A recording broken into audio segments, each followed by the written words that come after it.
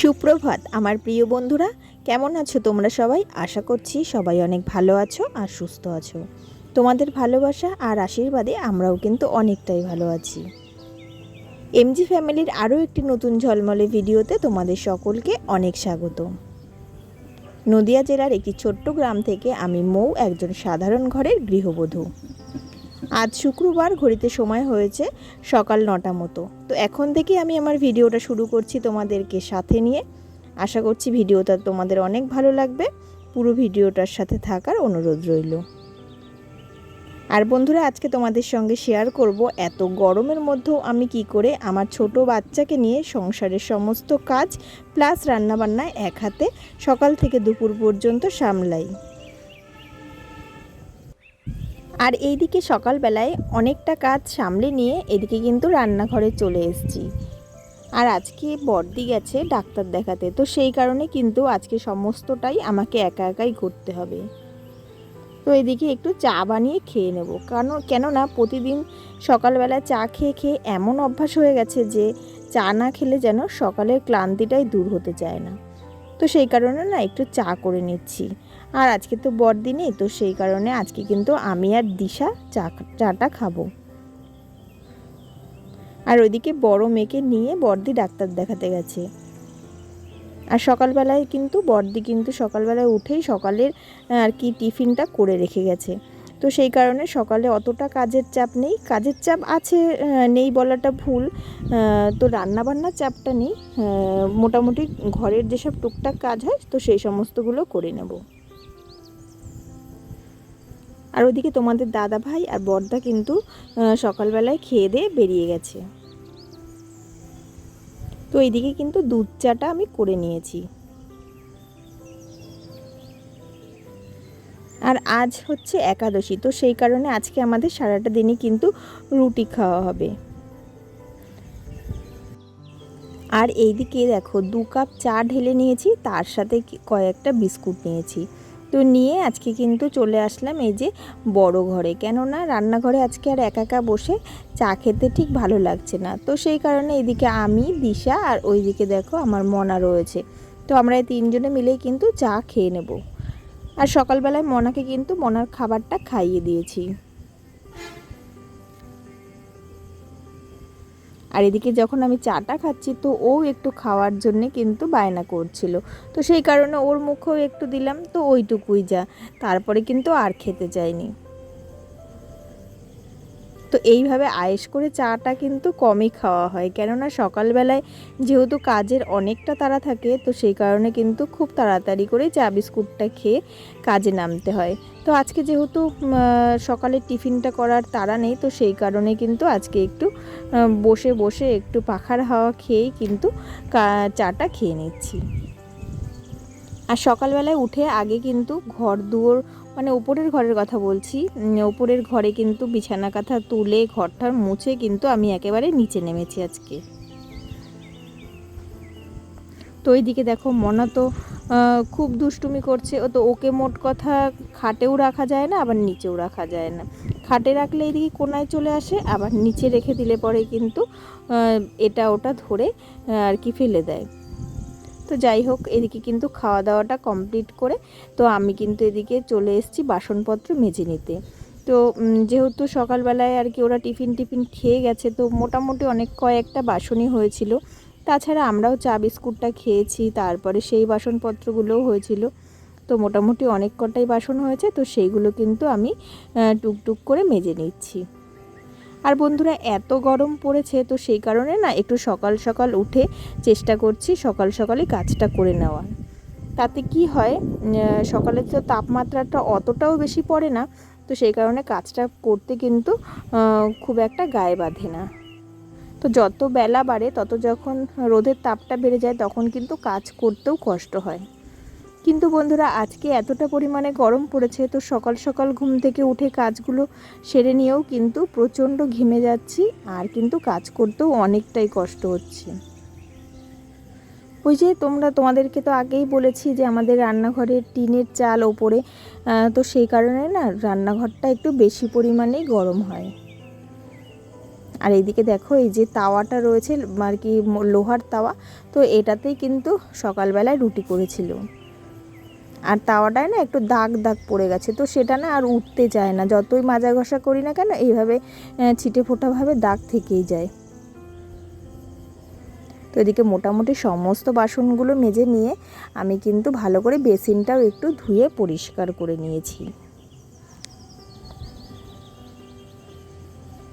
আর সকালবেলা যেহেতু বড়দি টিফিনটা করে বেরিয়ে গেছিলো ডাক্তার দেখাতে, তো মোটামুটি 8টা নাগাদ চলে গেছিলো। তো সেই সময় আমি ঘুম থেকে উঠিনি, যেহেতু আমার ছোট মেয়ে রয়েছে, তোমাদেরকে তো আগেই বলেছি, ওর কারণে আমি কিন্তু সকালবেলা ঘুম থেকে উঠতে পারি না। তো তাই জন্য কিন্তু বড়দি একা একাই সকালের টিফিনটা তৈরি করেছে। আর ওইদিকে টিফিনটা করতে গিয়ে কিন্তু ঘর দুয়ারটা একটু মুছে রাখতে পারিনি। আর সেই কারণে না আমি কিন্তু এদিকে দেখো নিচের ঘরটা আর বারান্দাটা একটু সুন্দর করে মুছে নিচ্ছি। আর যেহেতু এক ঘর এক দুয়ার তো সব সময় পাড়া পড়ে, মানে পাড়ি পাড়ি সবাই যায়, তো সেই কারণে না যতই মুছি না কেন ততই কিন্তু নোংরা হয়ে যায়। আর আমার কিন্তু একটু নোংরা পছন্দ হয় না, তো সেই কারণে না কি করি, যখনই একটু দেখি নোংরা হচ্ছে তো তখনই চেষ্টা করি সেটাকে পরিষ্কার করে নেওয়ার। আর সিঁড়িগুলো এতটা নোংরা হয়, ওই যে তোমাদেরকে বললাম যে আগে বলেছি আমাদের উঠোনটায় ভীষণ ধুলো হয়েছে, তো সেই কারণে না সেই ধুলোটা পাড়ি পাড়ি যেহেতু সবাই ওঠে, তো তাই না সিঁড়িটা খুব নোংরা হয়ে যায়। তো যতদিন না আর কি উঠোনে গোবর দিতে পারছি ততদিন পর্যন্ত কিন্তু এরকম ধুলোই হয়ে থাকবে। তো ওইদিকে ঘর দুয়ারটা মুছে নিয়ে না কয়েকটা জামা কাপড় ছিল সেটাও ভিজিয়ে নিয়েছি, তো সেটা তোমাদের সঙ্গে শেয়ার করিনি। তো এইবার কিন্তু চলে এসেছি রান্না করতে। তো এই রান্নাটা হচ্ছে দুপুরবেলাকারের জন্যে। আর এদিকে দেখো লাউয়ের ঘন্ট করব। আর আমি না সবজিগুলো গতকাল রাত্রেই কেটে রেখেছিলাম, কেননা সকালবেলায় সবজি কেটে রান্নাবান্না করতে গেলে তো মনাকে নিয়ে না অনেকটাই আর কি সমস্যা হয়ে যেত।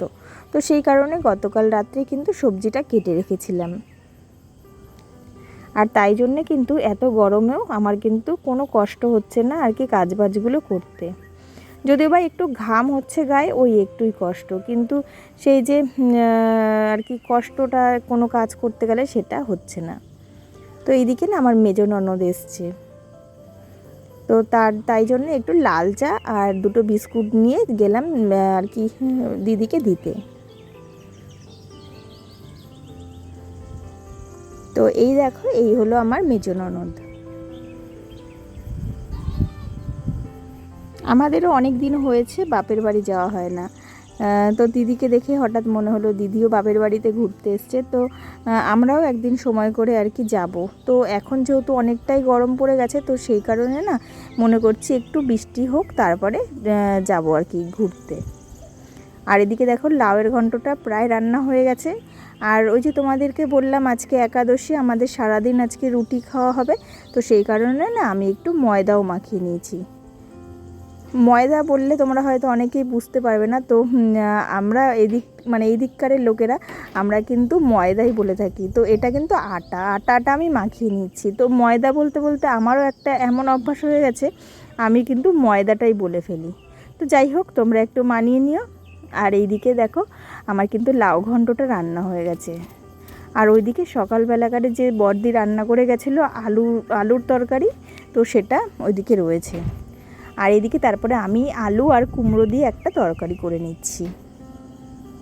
মোটামুটি আজকে কোনো মশলা পাতি দিয়ে রান্না হচ্ছে না, শুধু কাঁচা লঙ্কা চিড়ে আর লবণ হলুদ দিয়ে আর কোনো একটা মশলা ফোড়ন দিয়ে কিন্তু আর কি তরকারিগুলো রান্না হয়েছে।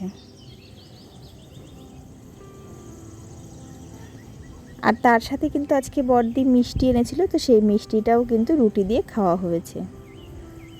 তো মোটামুটি এইভাবে আলু কুমড়োর তরকারিটা লঙ্কা চিড়ে রান্না করলে কিন্তু বেশ সুন্দর হয় খেতে। তো বন্ধুরা আজকে আমি রান্না করেছি ঠিকই, কিন্তু আমার তরকারিতে আজকে নুনটা কম হয়ে গেছে। তো বলতে দ্বিধা নেই, খারাপ যখন হয়েছে খারাপ তো বলতেই হবে, আর যখন ভালো হয় তখন তো ভালোই বলি। আর যেহেতু অনেক দিন হয়ে গেছে সেইভাবে রান্নাবান্নার দিকে যাওয়া হয় না, তোমরা তো দেখতেই পাও আমি শুধুমাত্র কাটা কুটো তারপরে ঘর পরিষ্কার এসব কাজই করি। তো বড়দিই মোটামুটি রান্নাটা করে। তো রান্না যেহেতু অনেক দিন যাবৎ করা হচ্ছে না, তো মনে হয় কি রান্নাটা ভুলেই যাচ্ছি। তো যাই হোক, মোটামুটি মাঝে মাঝে রান্নাবান্না করতে হবে। আর এদিকে নুনটা কম হয়েছিল বলে কিন্তু তরকারিটা একটু খেতে কেমন লাগছিল, তাছাড়া মোটামুটি সবটাই ঠিক ছিল।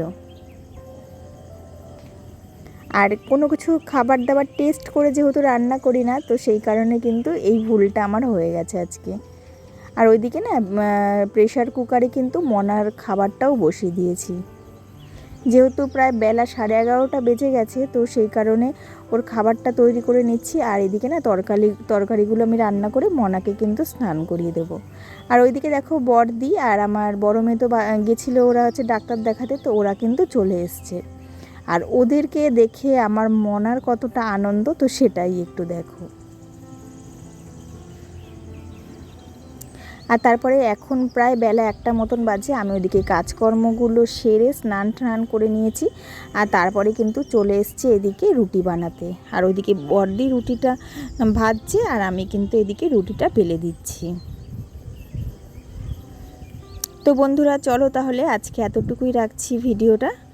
আর বন্ধুরা এই দেখো আমরা কিন্তু দুপুরের রুটিটা এইদিকে এই মাটির উনুনে মাটির তাওয়াতেই রান্না করছি। তো এইভাবে রুটিটা বানালে কিন্তু রুটিটা বেশ নরম হয় আর খেতেও ভালো লাগে। তো বন্ধুরা ভিডিওটা ভালো লাগলে অবশ্যই একটা লাইক কমেন্ট আর শেয়ার করে দিও। আর নতুন বন্ধুরা আমার চ্যানেলটাকে সাবস্ক্রাইব করে আমার পাশে থেকো। তাহলে দেখা হবে তোমাদের সঙ্গে আবার নতুন কোনো ভিডিও নিয়ে। সবাই ভালো থেকো, সুস্থ থেকো, টাটা।